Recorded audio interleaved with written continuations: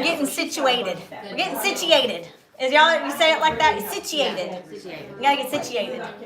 She's got kids to go. I hear that. There's 3 of them back there. Well, have fun, Miss Kim. Oh, yes, I am. All right, well, good morning. Y'all come on in, Miss Sandra. Sandra, you can take her chair. Come right over here. Okay, y'all. So, Jennifer just went to make some more copies, so, because I didn't make enough. I didn't read that, right?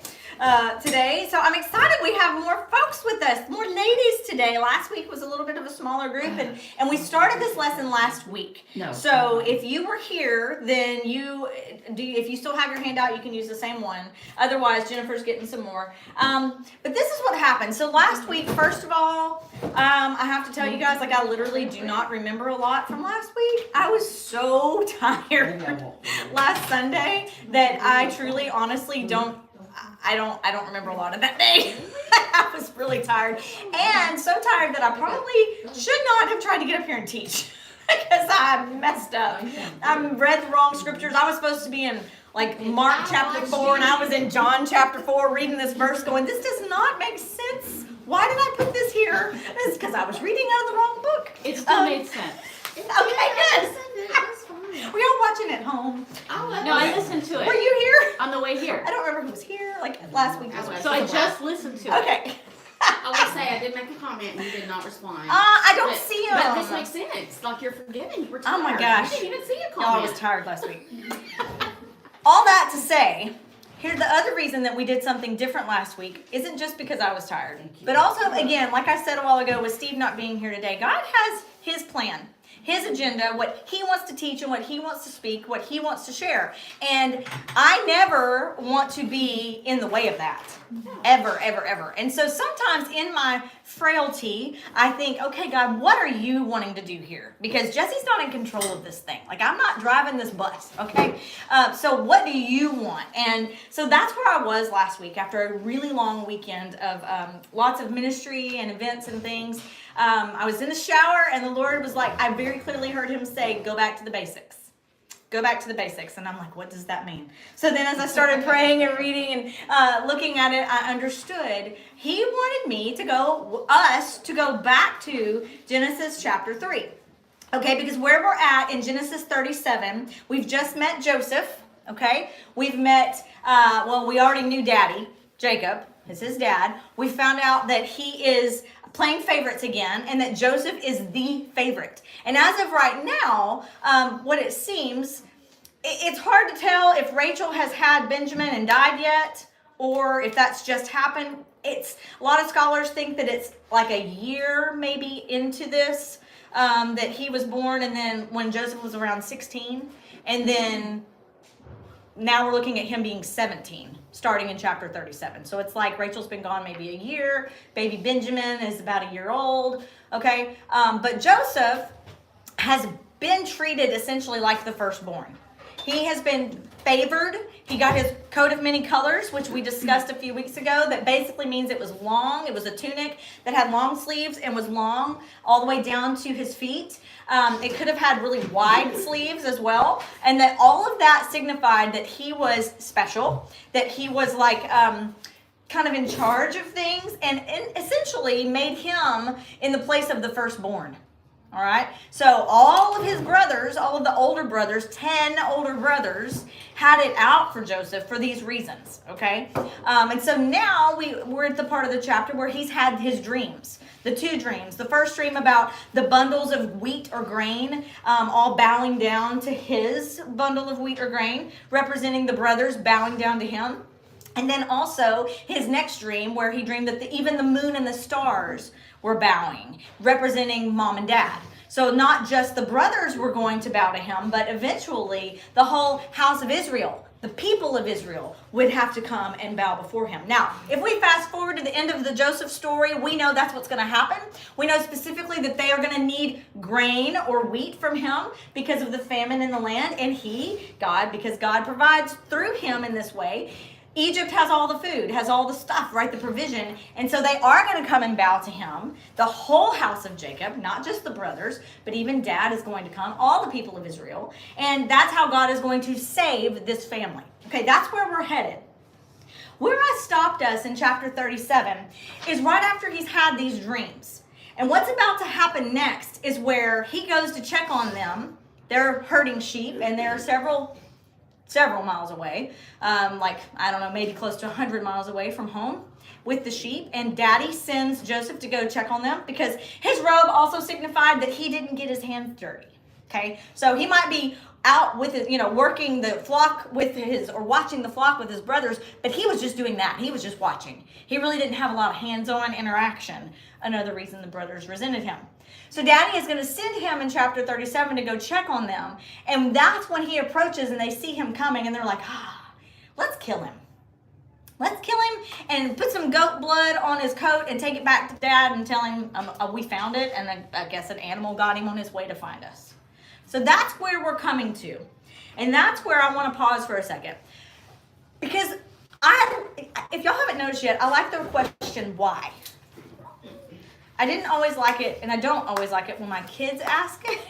I'm fine with giving you one reason, here's the reason why, but when you continue to go, but why? Like when they're like 3 and 4 years old, why? Okay, I know why can be annoying. But it's also a really great question to get into the deeper understanding of what God is doing. We have to ask why sometimes to get to what, right? So that's where this going back to chapter 3 has come in. Genesis chapter 3. And we did the first front and back last week of your worksheet. So we're starting on where it says, was this the first time Eve had seen the tree of the knowledge of good and evil? Okay. So recap, without going through all of those, because last week we got into some really good discussion and I was tired and lost my train of thought probably a few times. But we only made it halfway through this lesson. Now we know the story of the Garden of Eden, right? So how many trees were in the center of the garden? 2. This is also reminding us of our study with Tony Evans. I have some quotes of his, these fill-in-the-blank things on the first couple pages come from that study that we did. This whole lesson actually is from January of 2020 when we studied Genesis chapter 3. Okay, so there are 2 trees in the middle of the garden. The serpent, which we looked at on the first page, we looked at the Hebrew word for serpent, which tells us all about our enemy, just even in that word. The serpent comes to who? Adam or Eve? Eve. God, back in chapter 2, spoke his word and direction to who? Adam or Eve? Adam. Again, the serpent, Satan, went to who? Eve. God spoke his word to Adam. The enemy wants to go to Eve. So we talked last week a little bit about knowing the word for yourself. Okay, now whether Adam didn't clearly explain the rules or Eve didn't listen, we really don't know. All we do know is that when that serpent comes to Eve at the beginning of chapter 3 and says, did God really say that you can't eat any of the fruit from any of the trees in the garden? We know that Eve's answer isn't exactly right. Her answer is along the, oh yeah, we can eat the food, we can eat the fruit. But we can't eat the fruit from the garden, from the tree in the center of the garden, and we can't touch it, or we'll die. Right? And the enemy's like, what's his response? You shall not surely die. You shall not surely die. See, and that's exactly, it's so good. It's exactly, here's the thing. Eve says in the beginning of verse 3, or I'm sorry, verse 2, of course we may eat fruit from the trees in the garden, right? It's only, of course we can eat fruit from the trees.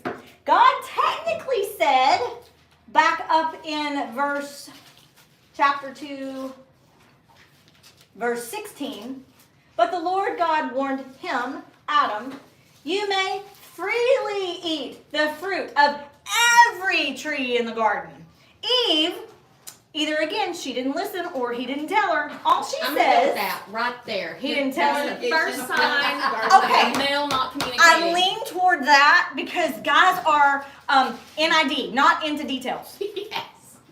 Whenever you want to get details from a man, it's very difficult because everything's okay, fine, yes, no. Eat everything, but this one will make you die. Yes. Okay, that's kind of how I'm guessing it went down. I would really look forward to having an answer to I'm that very one day. sure she was. So. Okay, so this is where Eve doesn't get it right in the first place. She just says we can eat from the fruit of the tree of the garden. She can freely eat from every tree in the garden except one. And God didn't say anything about not touching it. He just said don't eat from it or you will muth. That means you will die. Dying, you shall die is actually what it means. So here, she says that we can't eat it or touch it, or if you do, you will die. One muth. She didn't say, I will muth. She said, I will muth. I will die. We will die. Look what Satan says. You won't die. He actually said, you won't muth. He quoted exactly what God said. But in the opposite way, you won't die. God knows, yada. We're about to talk about yada. He knows that the minute you eat it, your eyes will be open and you will know good from evil and you will be like him. Newsflash, she was already like him because she was made in his image. So we spent a little bit of time, maybe a lot of time last week, talking about the fact that, girls, you need to know the word. I need to know the word. End of discussion. That's it. I need to know what it says for me. Y'all can't just take what I tell you and go, oh, that must be what it says. You can't just listen to Steve or whatever preacher you like on the radio and go, oh, that's what it says. You need to hold it in your hands for yourself and get the details for yourself. Don't rely on somebody else to do it for you. That's where Eve's downfall began. She did not know the word and she wasn't living freely in it. She was just eating the fruit of the trees. She wasn't freely eating the fruit of every tree. See the difference? So how you live your life, abundantly, not abundantly, in Christ, is really up to you. It's up to me. How abundant, how free am I living? A lot of it has to do with how well I know the word. Yeah. So that's where she's at here. So here's my question. Was this the first time that Eve had seen the tree of the knowledge of good and evil? No. She knew what tree. She knew. She was able to say, we can't eat from that one. So she had seen it. She knew what it was, right? Because she said, you can't even touch it. Which makes me wonder, like, was she just standing there looking at it going, oh, I just want to touch it? Is she one of those shoppers, are you one of those shoppers where you walk through the store and you touch everything? I'm thinking Eve might have been. Yep. So she's like, I can't touch it, right? Yep. It wasn't the first time she'd seen the tree, but it's the first time she saw it through the enemy's eyes. That's your blanks. She saw it through the enemy's eyes. She's looking at it now through a different lens of, oh, I don't know if you've ever had a moment like that. I mean, it's a personal thing where maybe you just suddenly see something in a different light. Mm-hmm. Something just appears to you that you've seen a million times and you're like, and I don't mean in the good way, like when you're reading the word and you're like, what? I've never seen that. And I've read that verse 1,000 times. I don't mean that. I mean something that maybe that's tempting. That suddenly is like, oh, well, I've never looked at it like that before. Maybe I can do that. That's what's happening here, okay? Satan, I love this quote from Tony Evans. Satan does not bring up all the other trees that she could freely eat. He only wants to discuss the one restriction God had placed on them. He wants us to focus on the one no instead of the thousands of yeses. This is the trick of the devil to cause you to miss the goodness of God. This is why we are to come to him with thanksgiving. Start with all the trees I have provided before you ask me for more. Okay, I love that. And Philippians 4:6 obviously tells us what we need to be thinking on. We need to be thinking on the things that are right and pure and good. This is his whole trick is your mind, your focus. And that's why we talk so much here about having a vertical focus. When I start looking horizontal, that's really what Eve was doing here. She's looking horizontally at what she can't do, why she can't do it. I don't know. Instead of vertically, God said, because he is good and I trust him. So it doesn't matter what reasons you're giving me. He said it's not good, so I'm not going to do it. Right? So this is where we're getting into the sin triangle, which we've already talked out a little bit about. So because it says in verse 6, it says, so she also gave to her husband with her and he ate. Okay, we are doing this, y'all, because we're building up to verse 15, all right? We're getting to verse 15, but it's important to see the steps that happen with sin. If we're going to look at Joseph's brothers and be like, What in the world? What would make you want to kill your brother or then throw him in a hole and then sell him as a slave? Like what? For us to be able to get there, this is where we start. Because sin goes in a certain progression every single time. Nobody's ever done it differently. Always the same process of sin giving birth to sin is what the New Testament calls it. Okay, so it says she also gave the fruit, right, to her husband with her, and he ate. So Enosh, that's husband, that's the word for husband. It means to be a fellow, a friend, or an advisor. That's what husbands are to be to their wives. A fellow, someone who's alongside you in this process, a friend, and an advisor, okay? We may or may not agree with that. We might want to be the advisor in the situation, but this is the Hebrew meaning, at least, that God gave for a husband, right? And for the word with, so her advisor, let's put that word in the blank, was was accompanying her or was near her. Most translators would say that he was standing literally right beside her while the serpent was talking to her. I'm just a little at a loss for that because I'm like, why would you not step in and say something? That leads me to a tangent for 2 seconds. 2 seconds, because this has come up more than once recently, and this is a very real problem in marriages and relationships of any kind, but really between a man and a woman. Adam is showing us here a man's somewhat natural, sinful tendency to be passive. And the woman's somewhat natural tendency to maybe take the lead. If a man is with a woman who is fine at taking the lead, he's probably going to step back and be passive. Because you got it. You don't need an advisor. You don't need a fellow. You don't need a friend because, sister, apparently you got it going on and you can make all the decisions by yourself, so I'm going to go hunting. I'm going to go fishing. I'm going to go tend the garden is probably what Eve or Adam would have been doing because he was the keeper of the garden. So I see in this just a quick little moment of where, ladies, if we're not careful, and we're going to see the curses are handed out, and that now becomes our real temptation is to rule over our husbands. Oh, but I see where in this moment, he's passive, she's not. The serpent came to her on purpose. This was not an accidental meaning. This was on purpose. He studied us, our enemy. He is strategic, and he knew what would work. Or at least he hoped it would. He doesn't know the future. But do you see in this place where Adam is being very passive? He's not speaking up. He's not saying, wait a minute, excuse me, serpent, but God said.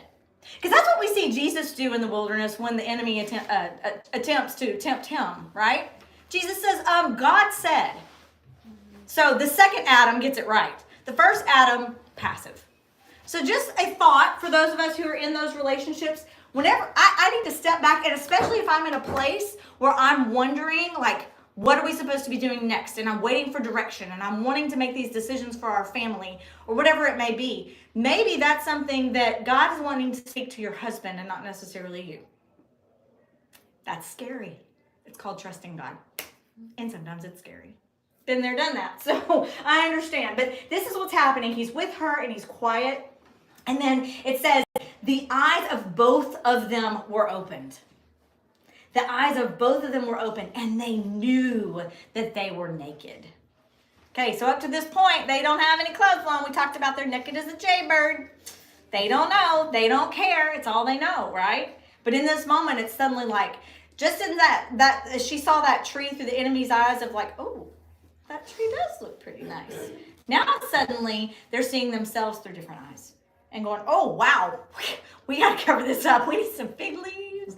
We are naked, right?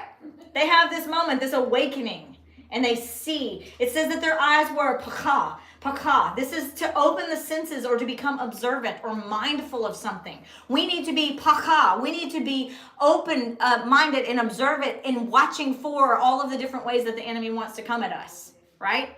We need to be paying attention. So we're mindful, we're observant. So now their eyes are open to the fact, and they know, or again, the word yada. They know with an intimate knowledge. That's the thing about yada.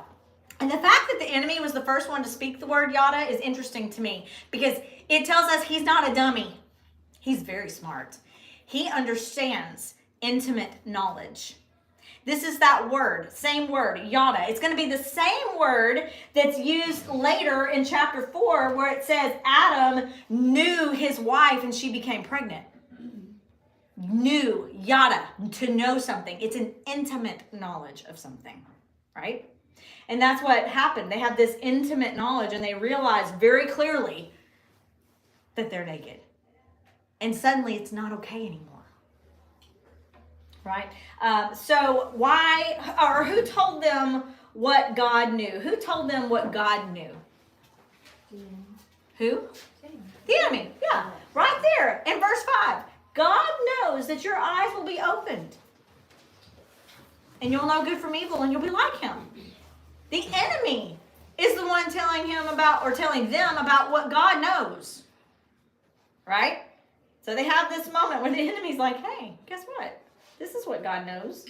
This intimate knowledge of themselves is what made them realize their nakedness and what made them like God. God has intimate knowledge. That is how they were going to become like him. Because their eyes were going to be open and they were going to be able to understand things in a way that they couldn't before. And God was trying to protect them from that. Y'all, we do this with our little kids. There's things that when they're little, we're like, they don't need to know that. They don't need to think about that yet. It's not time for them to worry about that kind of stuff, right? And we don't burden our kids with that. This was the gift that God had given Adam and Eve in helping shield their minds, that they didn't have this yada yet. He did. He knew what sin and depravity and rebellion looked like because he had just watched it happen with the fall of Lucifer. He knew how bad it hurt to lose that sort of relationship with someone because Lucifer was like the top angel, the head guy in charge of worship. It says that he was in and out of God's presence constantly. God knew what this was like. They didn't. And that's clearly what the enemy's trying to do here. He's like, I want you to know what I know. I want you to know how pain feels. I want you to know how hurt and rejection feels. I want you to know how pride feels. I want you to know. And God didn't. He wanted to protect us from knowing. But that's exactly what they went for because they wanted to know. And now they were like God. And it says that they were arom, naked. That they were literally exposed. They were exposed. Y'all, they had always been exposed. They had been naked this whole time. In front of who? God and who else? Each other. And it was good. It was good. It was okay. They could be exposed in that way. But now suddenly it wasn't. Now it was, oh, we got to cover up. I got to put on a mask. I got to hide. And that's what they physically go do, is hide. So being exposed necessarily isn't always a bad thing. God created them and, if you will, clothed them initially to be exposed. For there to be nothing between he and them. Right. Now, so when were their eyes opened specifically? After eating. As soon as they ate. It wasn't the thinking about the tree. It wasn't the touching the tree. It wasn't the touching of the fruit. It wasn't even listening to the serpent. It was when they ate. It was sin giving birth to sin. It was that process that it happened. I did the thing. And as soon as they did the thing, their eyes were opened and they had this sudden revelation of information. Now, verses 14 through 19 are where I really want to hone in today. Verse 14, it says, Then the Lord God said to the serpent, Because you have done this, you are cursed more than all animals, domestic and wild. You will crawl on your belly, groveling in the dust as long as you live. And I will cause hostility between you and the woman, and between your offspring and her offspring. He will strike your head, and you will strike his heel. Then he said to the woman, I will sharpen the pain of your pregnancy, and in pain you will give birth.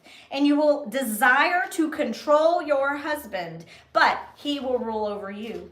And to the man he said, Since you listened to your wife and ate from the tree, I'm sorry, could we just stop right there? Because you listened to your who? Wife. Again, there's your passive versus your taking the lead head on. Sometimes we need to shut our faces, girls. She says, because, I knew somebody who had to do that one time.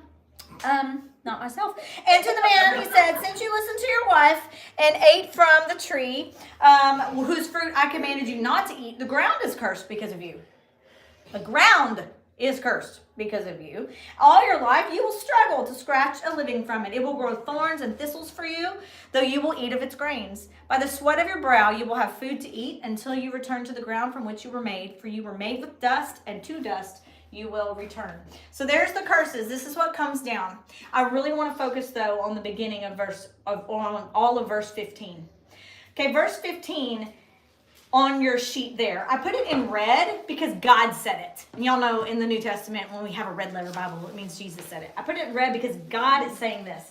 I will put enmity between you and the woman, and between your offspring, or it's the word seed, and her seed. And in the Hebrew, it's a capital S. It's not the word seed, but you get me. It's a capital. Her seed. He, her seed, shall bruise your head, and you shall bruise his heel. Now, we kind of immediately go to the cross, and we kind of think about all of the physical and what happened. I want to take you deeper, because there's more in that statement than that, okay? This first word, enmity, my translation called it hostility. That's a great word. It does mean to be hostile. It's the word obey. Not obey, but obey. To be hostile, to be an enemy to someone, or to hate. Now, pull the thread to Genesis 37. Would you say that there is obey between Joseph and his brothers? Yes. This is hostility. They feel like an enemy, or he's their enemy. Either way, that they look at him as an enemy. And it literally said that they hate him, or sonne. That's the word we studied for hate. They literally hate him, and it says they hate him again and again and again. Their hate keeps growing, all right? Now, this word, enmity, obey, is only used 5 times in all of the Old Testament, So I listed those for you there. Anytime a word is not used regularly, it's interesting to me, and it stands out. So having enmity, obey, is a very specific sort of place to be, okay? And God himself is saying this is what it's going to be like between the enemy's seed and the woman's seed, all right? Now, then it uses the word bruise. Specifically, I don't know, some translations use other words besides bruise. It might say injure or hurt. They'll use different words, but bruise, I think, is the best translation for this word, shoof. Shoof, isn't that a fun word? It's like you're skiing, shoof, shoof. And you get bruised, I'm guessing, when you ski. I don't ski because I will get bruised. I have no desire to slide down the side of an icy mountain with sticks on my feet.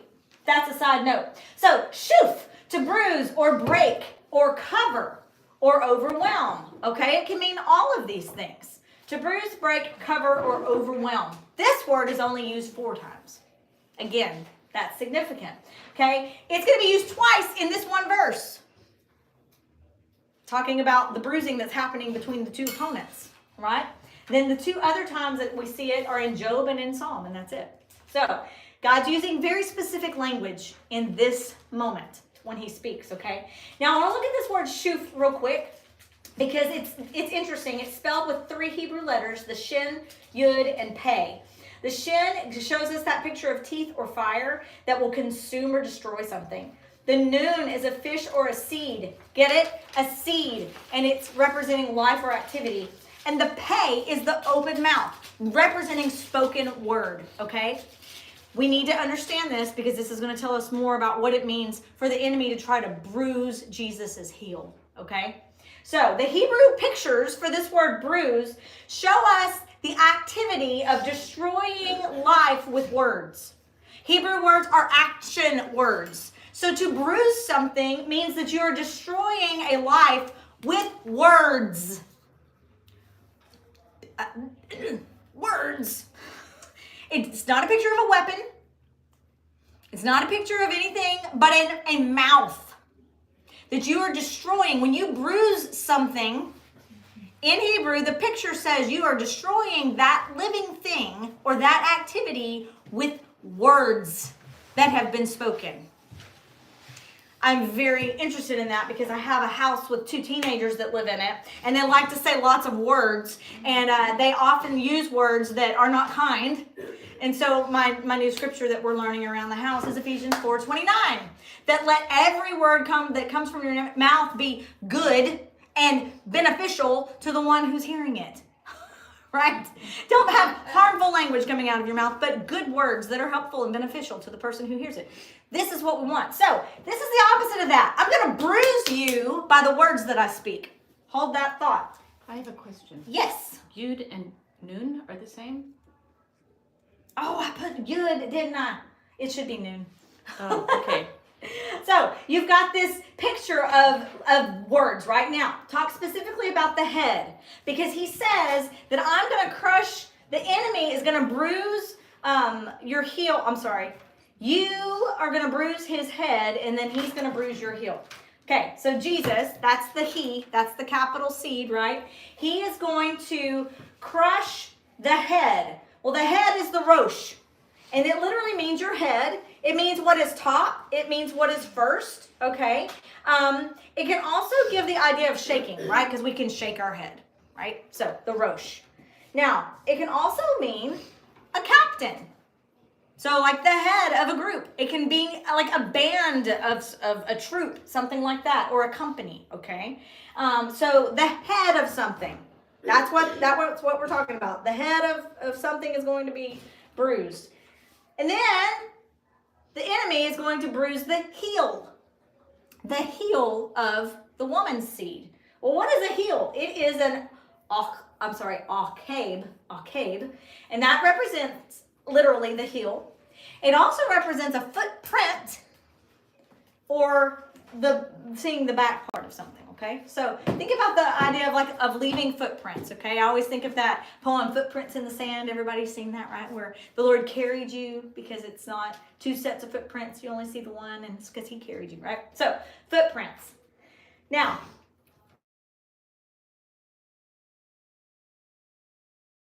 is where everything starts. And if we can understand verse 15, we can understand a lot of things in Scripture when we come to them, like Joseph and his brothers. This verse is often referred to in fancy terms as the proto-evangelium. Proto meaning the first.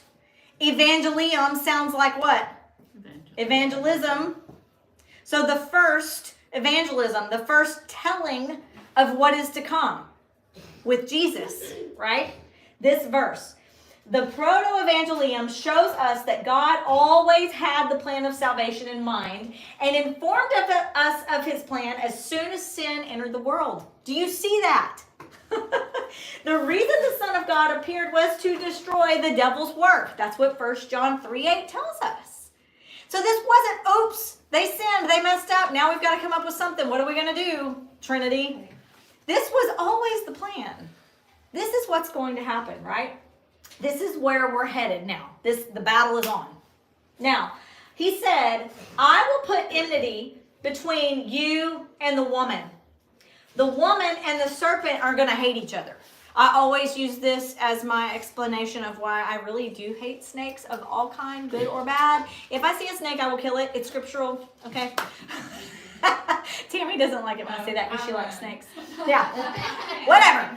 I hate it. I feel like it hates me. That's what the word says. We're going on, okay? So the woman and the serpent would hate each other. And women would bear and birth the seed, okay? So that's the other thing we know from this verse, is that a woman is going to have seed, right? We are the ones that are going to continue to produce this life, right? Obviously, we need help, but we are the ones who that comes about through. Specifically, notice it doesn't say anything about a man being involved in this process. I point that out because was there a man involved in the process of Jesus' conception? No. Very specifically, this is the woman's seed. There was no man involved in Jesus' birth. It's right here in Genesis chapter 3 in the Garden of Eden. Before anything else ever transpired, there was not going to be a father to this baby, Yeshua. He was going to be conceived by the Holy Spirit, and a woman was going to bear him. Okay? There he is. We already know. So is it shocking then later when we hear that it's an immaculate conception? Shouldn't be. It is because, hello, that doesn't happen. So, but Mary's mama obviously is like, what? There's no way. But this is where we're hearing it revealed. It's going to be the seed of a woman. There's not going to be a man involved in this. Her seed. And then it says, and there's going to be this enmity between your seed and her seed, capital S. The serpent's seed, okay, what he's going to produce, what's going to continue on from him, would hate this capital S seed that comes from the woman. Somebody flip over to John. I believe that's the right I hope that's the right one. John 15. And read 18 through 25 for me.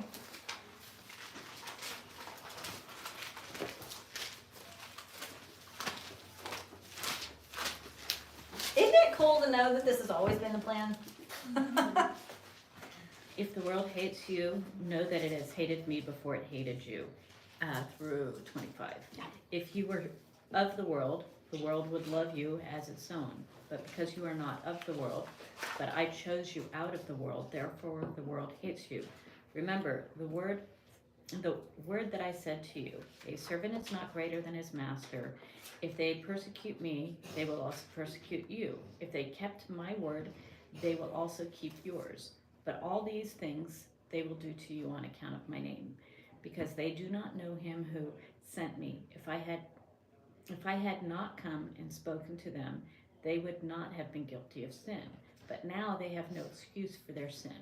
Whoever hates me hates the Father also. If I had not done among them the works that no one else did, they would not be guilty of sin.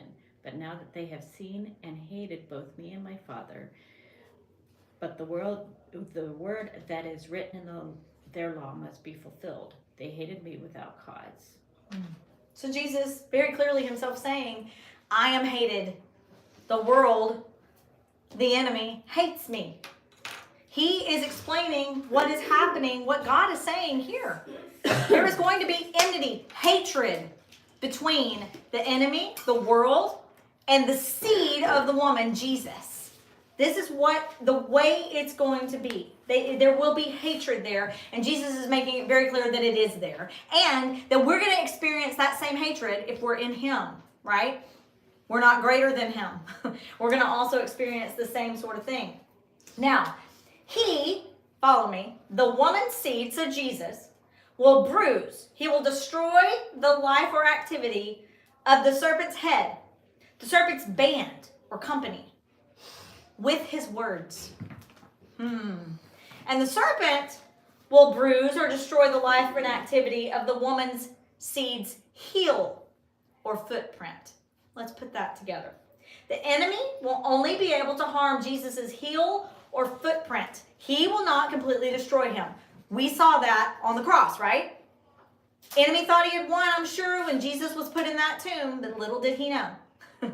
Sunday was coming, right? So, he cannot destroy Jesus. But look at Jesus. Look at what he's going to do. Jesus will totally destroy the most important part of the enemy, his head, as well as his company.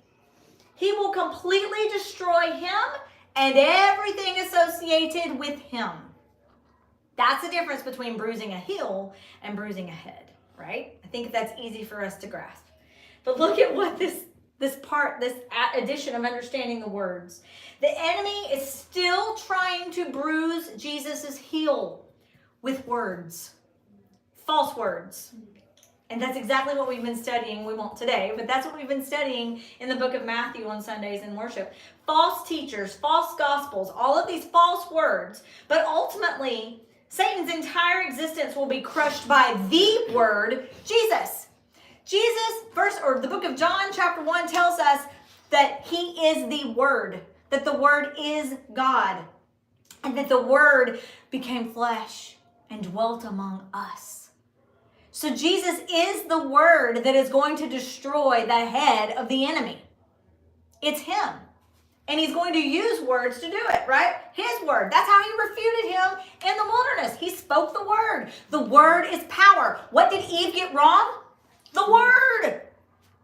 So the words are so important here. Look, Jesus defeated him with the word, again, when he became the word, and then when he was in the wilderness, and he will defeat him with the word coming, future. Revelation 12:11 tells us that he will speak, and this word will be like a sword that comes out of his mouth, that it's this weapon that he will defeat the enemy with. So all of this in Genesis chapter 3, verse 15, gives us a picture of what the enemy's trying to do and why throughout the whole rest of the Bible. He wants to get the seed. He wants to erase the word. He wants to get rid of it. He wants to take out that footprint. He wants there to be no evidence. A footprint is evidence. Do y'all see that? When you're tracking something, you look for footprints, right? I see footprints, dog prints on my couch, and I know my dog has been on my couch. There's evidence there. The enemy wants to do away with any evidence of Jesus.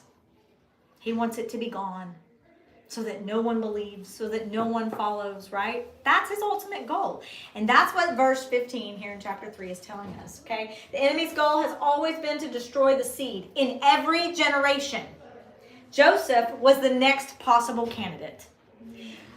This brings me to a question, and we're going to end with this. And this is just one for pondering. There is no way we can answer it. Satan does not know God's plans. He is not all-knowing. He's not omniscient, okay? He's not omnipotent. He's not omnipresent. He's not. He can only be in one place at one time, and he cannot read your thoughts. Anybody who tells you that the devil can read your mind is misinformed, okay? He cannot read your mind. He understands spoken words, and he sure enough can study us so that maybe even if we're not saying anything, he knows, oh, that's how she acts when she's anxious, right? And then throw that little fiery dart in there to make you a little more anxious, right? So he's very, very crafty. That was last week. We talked about how cunning, and that means that he was smooth, right? He was a smooth talker. So the thought here that I have that we can't really answer was Satan doesn't know what God is going to do. We have the word now, right? So he knows what we know. The demons believe, it says, in God. So he can have the same knowledge, and we know he quotes scripture to Jesus, right, in the wilderness.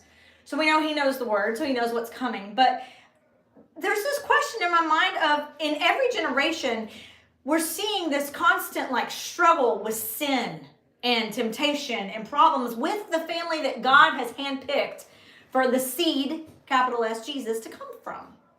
We're seeing all of these issues, these things that they're choosing, these things that they're doing, these temptations that they're falling into. And so I have to wonder, the enemy was aware that God had chosen Abraham and said, I'm going to make you into a great nation, right? And so he's purposely watching this family, if you will, because this is who God has chosen. This is what, so it's like, as we're following this story, and we're like, man, these people were so jacked up. How did this happen? How did Jesus come from this, right? I just have to wonder how much of this is the enemy getting in there and wanting to erase what God's trying to do, right? He wants to stop it. He knows that there's ultimately going to be a seed that destroys him, that crushes his head. Did he know who it was? Did he know what generation it was going to come through? Did he know how it was going to happen? I don't know. But now we've got Joseph, who's clearly being favored in this specific family, who seems to be getting these dreams and having, right, this drawing towards something. So the brothers now are at play, and the enemy has opportunity to work. And, maybe I can bruise the seed.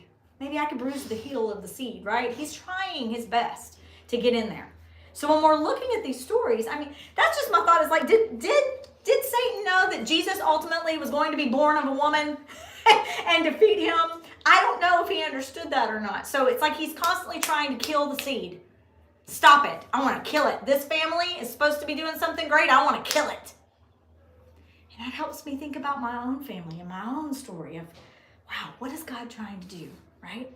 Yeah. And staying in line with him and not allowing, and seeing how the enemy's coming at it, trying to knock it out, take it out. Because now we're all carrying Jesus with us, right? We are his representatives, his ambassadors. So we're all the seeds he wants to destroy now. He wants to erase the footprint, and we leave a pretty big footprint when we live for the glory of God. So what are your thoughts. I know, it's a lot. Jeannie's got thoughts over here. I can see her wheels turning. I do. Well, I don't know. Like whenever we're reading and we're studying about just all these people in the Bible, and we just think, man, these people are jacked up. That is nothing authentic than what I say every day with people like in this world, or like. But for us, because we're so connected with education and schools and stuff like that, and so we hear like the kids, like there was a student in particular. He's a high school student, and he's been arrested twice, and so I was telling my daughter the other day, like, it is so sad to me, the addictions that are hitting kids at such a young age, and just destroying them. Yeah. And it's like spinning out of control to where you say, you are some jacked up individuals. Yeah. But I still go back to what, I mean, we've always said, like, what is his mission? What is Satan's mission? Is to seek, kill, and destroy. Seek, kill, and nothing ever changes with that. Right. And so, through every generation, and even when we talk about the spirit of Amalek, Amalek, it's every generation is going to be hit with it. And so, what do I admire the Jews that their faith is they are so grounded in it that they pass that to generation to generation. Like, you're going to know the word. You're going to know, like, these are our customs. These are our traditions.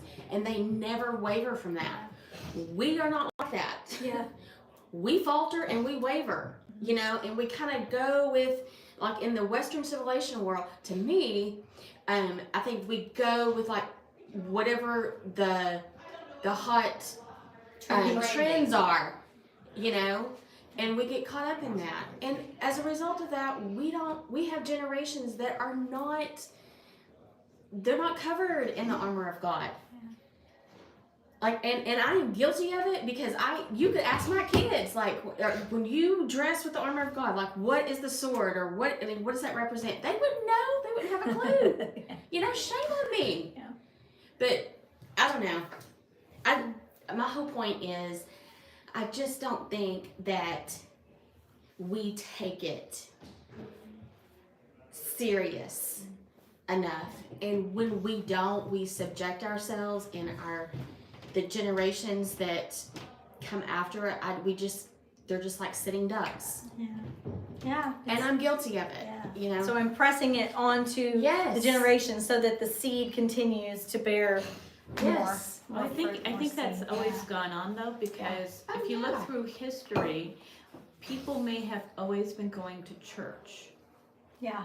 Or taught it in school. In Germany, when I was there, the Christians learned Bible here. If you were Catholic, because we were in a Protestant area, you got time off because you went to Catholic church to have your Bible lesson. But they have that, and it's a very secular, and it was very secular when I was there, but Bible was part of this class. Yeah. So, but it didn't change the way they were learning. It just, it's just more knowledge. More knowledge, but it's how you're home. Right. And so this is historical. It's just how we view it. The sins have always been there. Right. They were more hidden, and they might be more open now, but they've gone back and forth. Look at how open it was in Sodom. Right. A very rich area. It was very open. Yeah. You read Roman history, it was there. Yeah. So it's always been there. It's just your place in life and how you compare it to different areas. And there's always been the remnant too. Yeah. The remnant stays there. It holds on to that.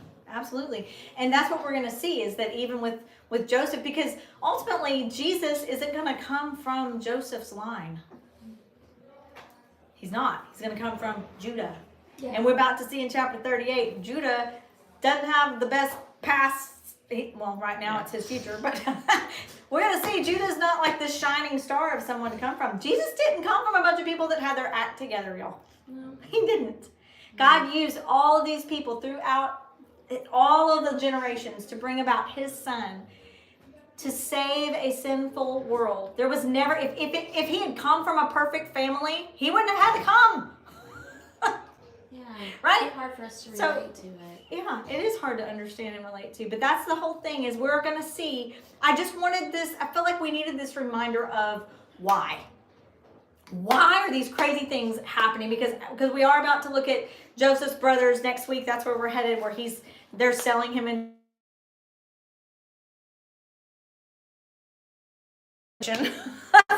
So it's coming, but that's it. Why? It's because we have an enemy, and it's because from the proto-evangelium, from the very beginning, this has always been what it was going to be. There was going to be this enmity, this hatred back and forth, right? Between the enemy trying to get rid of any evidence of Jesus, and Jesus ultimately just going, hey, that's it, we're done. Right. Yeah. If you need to go, you can, but yes, We were talking about how we need to reach into the Bible. And this week I was listening to God. And it's interesting when we start to think that we worship a God we don't see. yes, So the angels worship a God they see and they have known for thousands of years. And still, 1/3 of them were deceived right. by Satan to follow him in his rebellion. And that's shows me how dangerous it is for us to really not know the Word of God. And one thing that is interesting that when it comes to Eve, if you take the question mark off, he's bringing an affirmation.